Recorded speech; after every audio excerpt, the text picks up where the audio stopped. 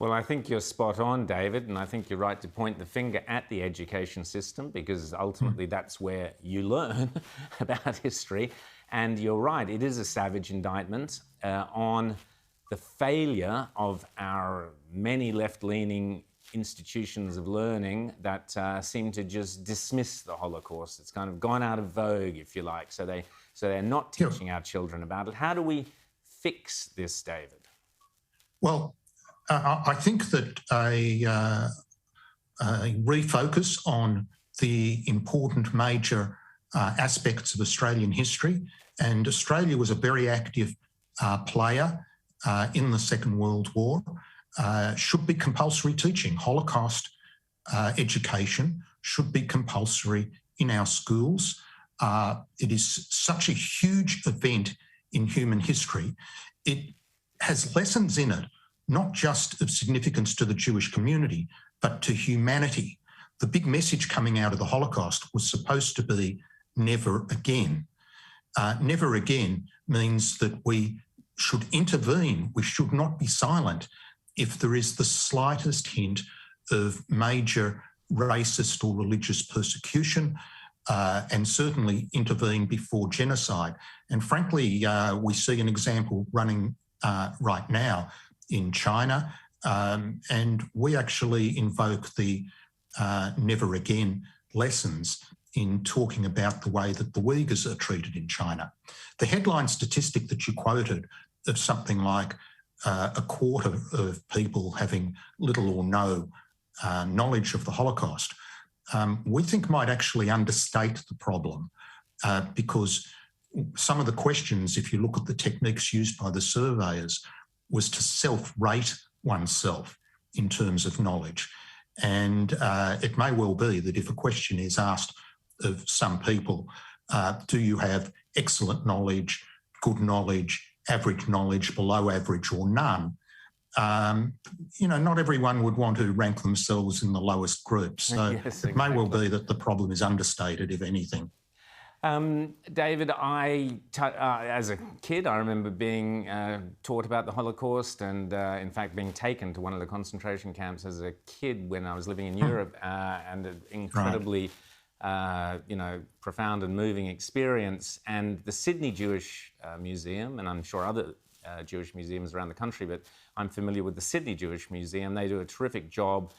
School kids go there, and they're wonderful volunteers, many of whom are actually connected directly to the Holocaust, take the kids around and teach them and show them the horrors. And the horrors are so, horrific. It's impossible not to be profoundly shaken by them. What's your individual, without upsetting you, but what's your kind of individual family memories on a day like today? Well, like most Jewish families, I have had relatives perish in the Holocaust or escape. Some people told their stories, and some people were traumatised to an extent that they couldn't tell their stories. My father got to Australia at the end of the Second World War, and he was one of the people who really never told his story.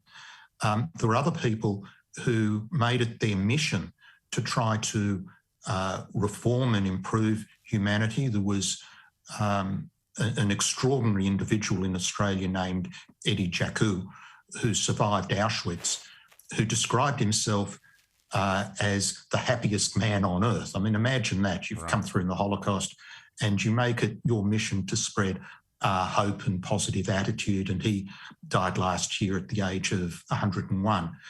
You read some of the accounts of people who've survived the Holocaust, it is just absolutely extraordinary.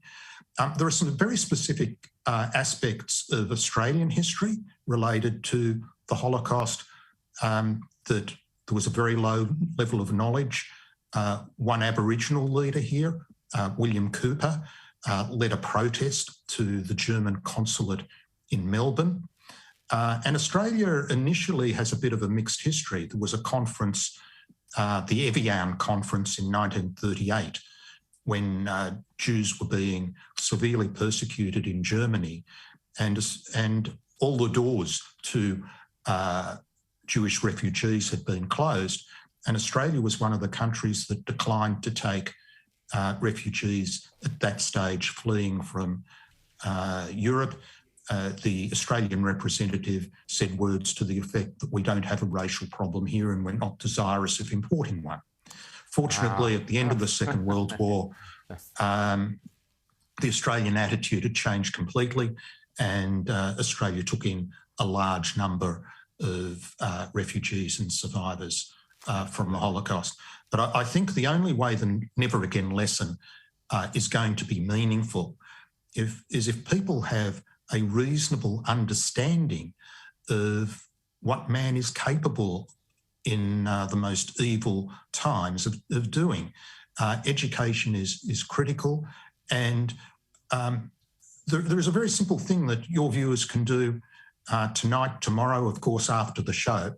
And on the Australian Jewish Association Facebook page, and you played a snippet of it on air just a moment ago, this morning we put up a 5-minute, 6-minute video of Dachau concentration camp that was taken at the time of the liberation. And every individual who's watching, I'd make a plea, have a look at that video, share it. You can do your bit to help education of people, show it to your kids, ask that it be shown in school. It does have confronting material. It is original, timely content at the end of the Second World War. And it's only by seeing this sort of material, only by understanding it, it shows the gas chambers, it shows the ovens, the whole thing. David Adler, absolutely urge people to do that. And thank you so much for your time this evening. Thank you. Thank you so much, Rowan, for giving the subject some time. Pleasure.